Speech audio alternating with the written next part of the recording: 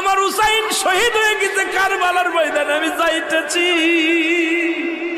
আমার হুসাইন ডাক দিছে নানাজি কইয়া, আমি রওজায় থাকতে পারি নাই রে, আমি হুসাইনের দেখার জন্য নবীজি রওজা থেকে উঠা গেছি। আলেমরা সর।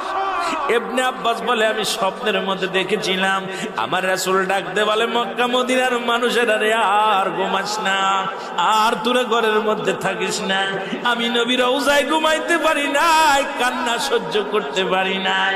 ওদিন আমিও ফাতেমার নদীও না আমি সহ্য করতে পারি নাই। আমার হুসাইন যখন ডাক দিয়েছিল না নাজিয়া মুহাম্মাদ